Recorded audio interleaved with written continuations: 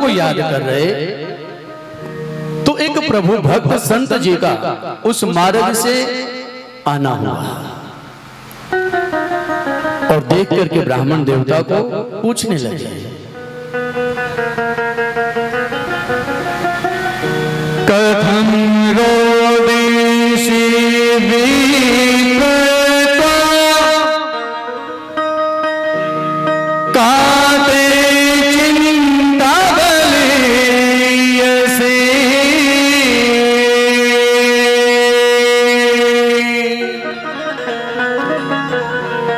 वद त्वं सत्वरं मह्यं स्वस्य दुःखस्य कारणं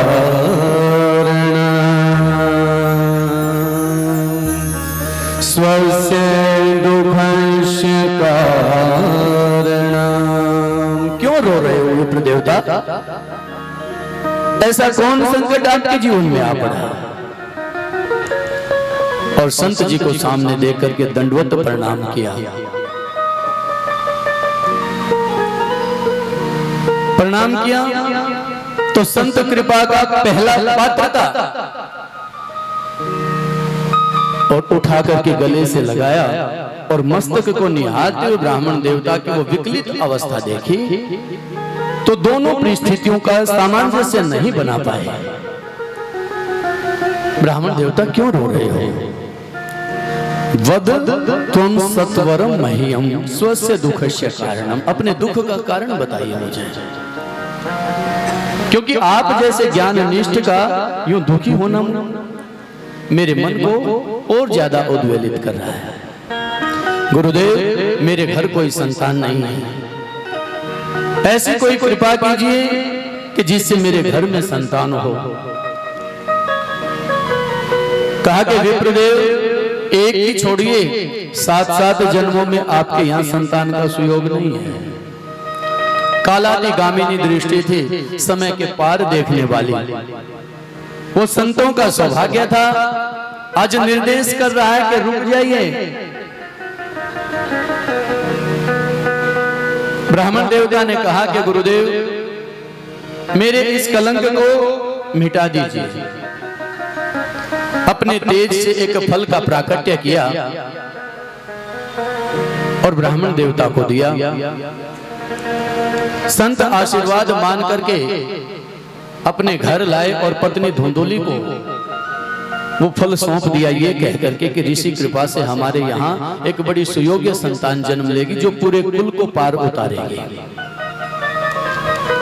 चिंतित धुंधुली गर्भवती नहीं होना चाहती थी और जब मन में पाप हो तो उस पाप को निभाने की परिस्थितियां भी मेरे नारायण भगवान अपने आप बना देते हैं और जब सत्कर्म को करने का भाव हो तो उसको भी निभाने की परिस्थितियां अपने आप बन जाती हैं। इसलिए भूल करके भी कभी नकारात्मक विचारों को सुने ही ना, क्योंकि सुने गए वो नकारात्मक विचार इस अवचेतन मन में लंबे समय तक ठहर जाते हैं और घूम करके बार बार हमें परेशान भी करते हैं। सुने तो सकारात्मक बातों को ही, सुने तो हरि चर्चा को ही, जीवन पार उतर जाता है। अभी गाया था ना, नर्तन है साधन भव से उतर लूं, ऐसा समय आए ना आए।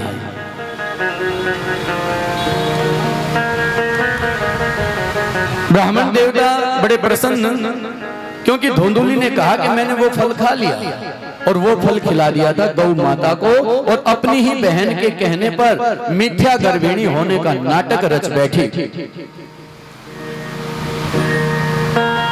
एक एक दिन ब्राह्मण देवता के लिए उत्सव जैसा बीत रहा था कि मेरे यहाँ जिसकी सबसे बड़ी कमी थी वो कमी पूरी होने जा रही है।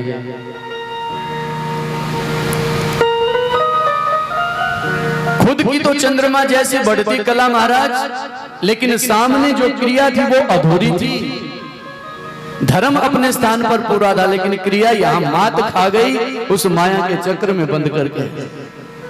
पति और पत्नी इसी धर्म और क्रिया का जोड़ा है प्यारो। अगर विश्वास प्रेम एक दूसरे के प्रति समर्पण है तो गृहस्थ जीवन में ही सबसे बड़ा आनंद है। इस गृहस्थ से बढ़कर के चारों वर्णाश्रम धर्मों में कोई बड़ा नहीं है, सबसे बड़ा ये गृहस्थ धर्म है। अगर हमें जीना आए तो हर कर्तव्य को गृहस्थ का निभाइए, अति लालच से बचिए जीवन में। और जो अति लालच करके जीवन जीता है, दूसरों के हिस्से को हड़प करके अपने आप को धार्मिक सिद्ध करता है, तो ऐसे विधर्मी और पाखंड के जीवन का अंत बड़ा बुरा होता है। इसलिए कभी भी जीवन में बुरे कर्म करके धन नहीं कमाना चाहिए, क्योंकि वो धन एक ना एक दिन प्रभाव जरूर दिखाता है। अपने हिस्से का लीजिए और उस परमात्मा को धन्यवाद दीजिए। इससे बढ़कर के जीवन में सुखी आनंद नाम कोई और चीज है ही नहीं।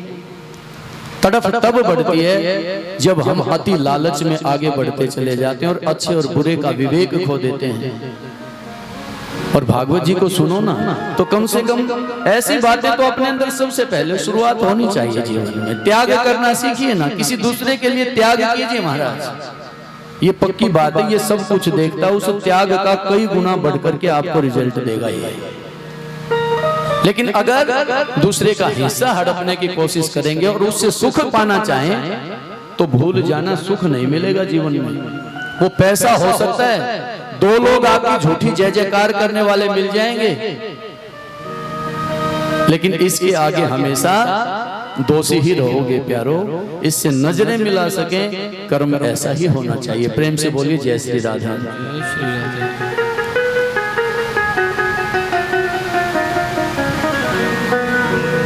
समय आया जब धुंधुली की बहन के यहाँ एक पुत्र ने जन्म लिया और माया के खेल को रचते हुए धुंधुली के यहाँ उसको उसका पुत्र बता करके आत्मदेव जी के सामने प्रस्तुत किया गया और उसका मृत पुत्र कह करके नगरी में बात को दबा दिया गया।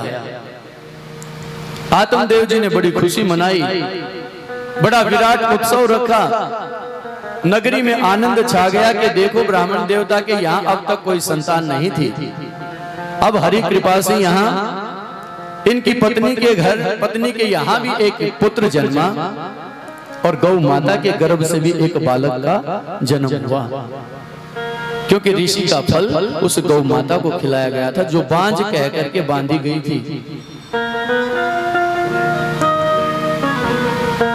दो पुत्रों की बधाई और 3 मास का अंतराल रहा था इस सारे उत्सव के होने में।